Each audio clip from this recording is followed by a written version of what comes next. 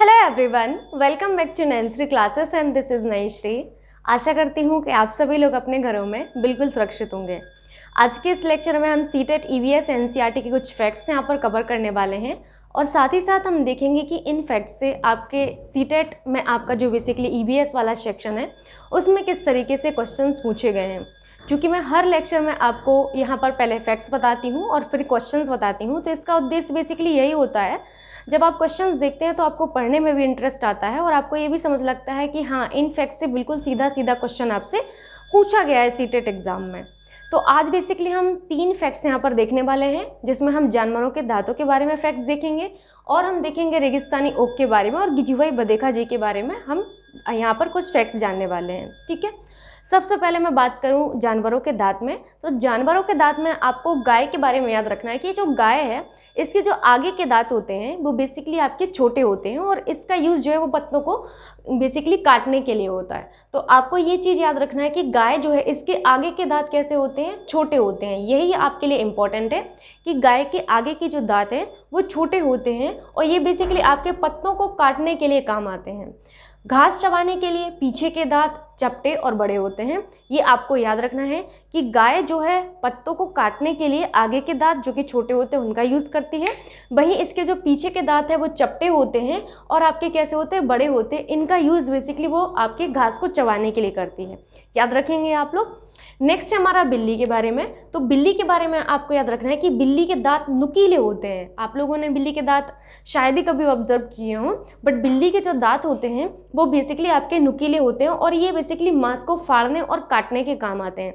अगर किसी भी जानवर के दांत नुकीले हैं तो उसका बेसिकली यूज़ यही होता है, आपका जो चीरे फाड़ने का काम होता है उसके लिए होता है। क्योंकि आप सभी को पता है कि बिल्ली जो है मांस खाती है, तो आपकी जो बिल्ली है ये आपके मांस फाड़ने और काटने के लिए ही आपके जो दांत, इसके जो दांत हैं नुकीले दांत, उनका यूज़ करती है।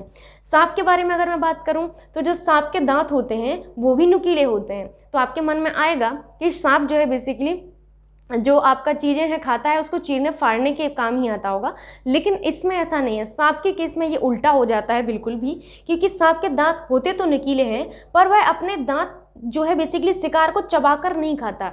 आप सभी को पता है कि कभी भी जो आपका सांप है वो अपने शिकार को चबाकर नहीं खाता है, वो बेसिकली आपका निगल कर खाता है। निगलना आप इन द सेंस समझ रहे हैं ना, कोई चीज़ अगर उसने खाई तो तुरंत आपकी निगल ली, उसको चबाना मतलब चबाता नहीं है।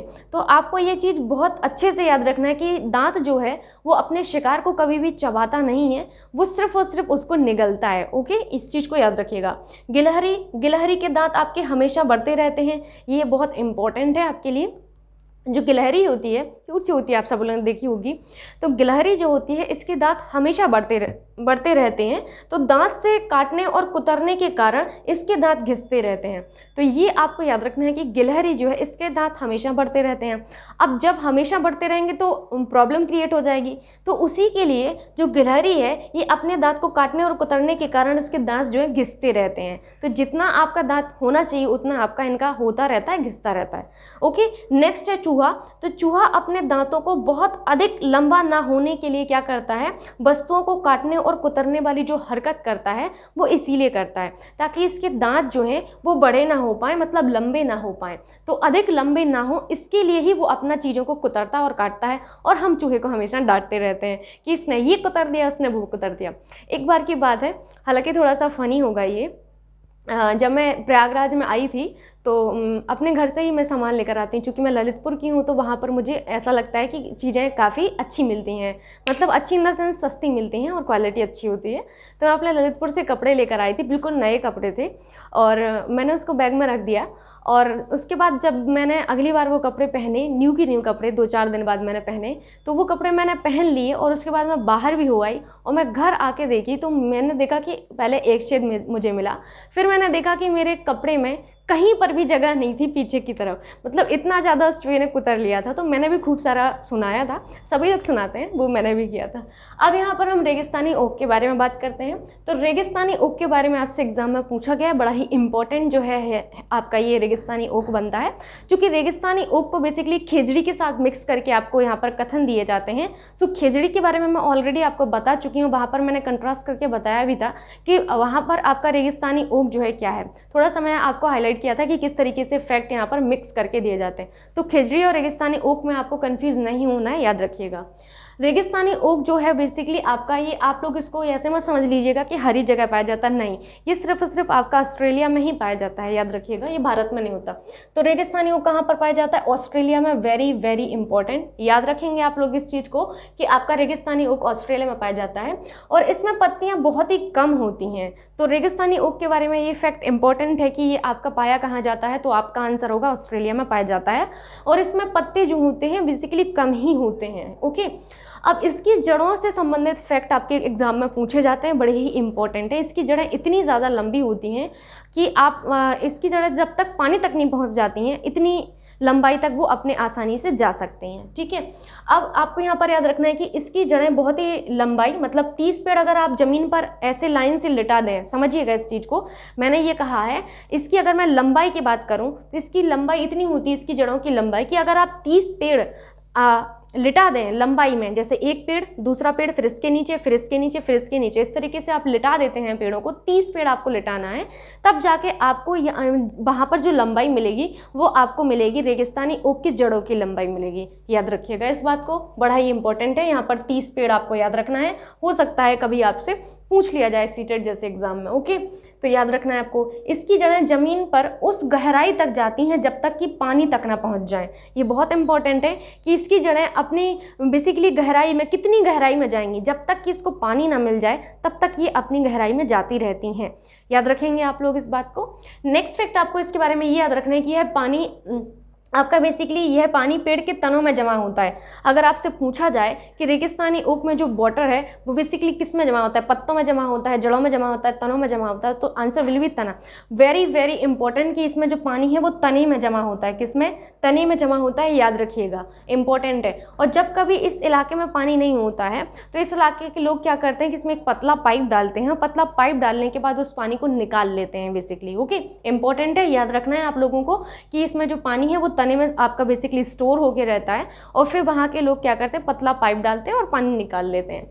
नेक्स्ट फैक्ट है आपका गिजुभाई बधेका जी के बारे में। ये बेसिकली आपके गुजरात के थे और गिजुभाई बधेका जी के बारे में इसलिए इंपॉर्टेंट है बिकॉज अभी मैंने आपको एक दिन पहले पक्षियों के बारे में बताया था, तो उसमें ये फैक्ट था लेकिन वहाँ रह गया था, तो मैंने सोचा यहाँ पर इसको मैं कवर कर दूँ।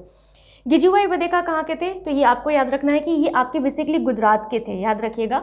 और ये बच्चों को मज़ेदार किस्से और कहानियाँ लिखते थे। तो गिजुभाई बधेका जी के बारे में ये इंपॉर्टेंट है कि ये आपका जो बच्चे हैं इनके लिए क्या करते थे, किस्से और कहानियाँ लिखते थे।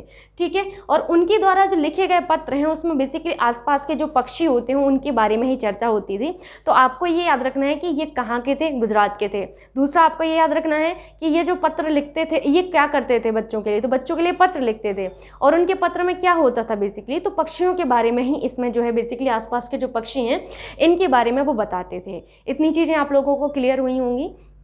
आप लोगों से मेरी एक ही रिक्वेस्ट रहती है कि आप लोग वीडियो को लाइक कर दिया करिए, एटलीस्ट लाइक तो कर ही सकते हैं, और जो भी आपका सुझाव हो वो आप कमेंट बॉक्स में बता सकते हैं। वीडियो अच्छा है तो आप अच्छा बोल सकते हैं, कोई कमी है तो आप उसको कमी को भी बता सकते हैं कि इसको इम्प्रूवमेंट कीजिए।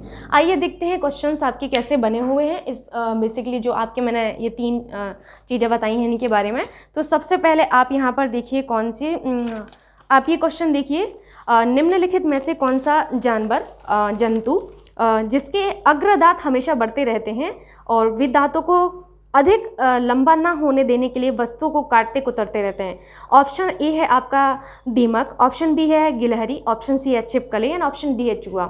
आप सभी को पता है कि यहाँ पर कौन सा सही होगा, तो यहाँ पर आपका चूहा सही होगा, क्योंकि मैंने आपको दांत वाले फैक्ट में बताया है कि चूहा बेसिकली इसीलिए चीज़ों को कुतरता रहता है ताकि उसके दांत जो हैं आपके अधिक लंबे ना हो सकें। नेक्स्ट हम देखते हैं क्वेश्चन जो रेगिस्तानी ओक के बारे में दिया गया है। पढ़िए इस क्वेश्चन को। रेगिस्तानी ओक के बारे में सही कथन चुनिए। ऑप्शन ए है आपके पास, यह पेड़ ऑस्ट्रेलिया में पाया जाता है, बिल्कुल सही है, इसमें कोई गलती नहीं है। ठीक है, नेक्स्ट है आपका बी कि यह विशेष प्रकार का पेड़ है जिसकी जड़ें टहनियों से लटकती हैं, ये बिल्कुल गलत है, आप सभी को पता है, ऐसा नहीं है। ऑप्शन सी है कि इस पेड़ की जड़ें जमीन में उस गहराई तक जाती हैं जब तक कि पानी तक ना पहुंच जाए, ये बिल्कुल करेक्ट है आपका। ऑप्शन डी है कि इस पेड़ में तने में पानी जमा होता है और यह स्थानीय लोग जो हैं पतले पाइप का उपयोग करके इसमें से पानी पीते हैं। तो आप सभी को पता है कि ऑप्शन आपका जो डी है वो बिल्कुल करेक्ट है। आई मीन जो आपका कथन 4 है वो बिल्कुल सही है। तो आपने देखा कि कथन ए और कथन सी है ना, और कथन डी आपके सत्य हैं, कथन बी सत्य नहीं है, तो ऑप्शन बी आपका यहाँ पर सत्य होगा। ठीक है, इतना आपको चीज़ें समझ में आई। अपार्ट फ्रॉम दिस मुझे एक क्वेश्चन और यहाँ पर इंक्लूड करना है, इसको भी पढ़ लीजिए, मुझे इंपॉर्टेंट लगा। कुछ जानवर रात में जागते हैं, वे जानवर हर चीज़ को जिस रंग में देखते हैं वे रंग हैं। ऑप्शन ए बैंगनी और नीला, ऑप्शन बी हरा और पीला, ऑप्शन सी काला और सफ़ेद, ऑप्शन डी लाल और संतरी। आप सभी को यहाँ पर मैं बता दूँ कि जो जानवर रात में जागते हैं वो हर चीज़ को बेसिकली काला और सफ़ेद के रूप में ही देखते हैं। वेरी वेरी इंपॉर्टेंट, आप सभी के लिए इंपॉर्टेंट था ये, याद रखेंगे इतनी चीज़ें। मिलते हैं हम नेक्स्ट वीडियो में, तब तक के लिए जय हिंद। वीडियो को लाइक करना, शेयर करना ना भूलिएगा। Thank you.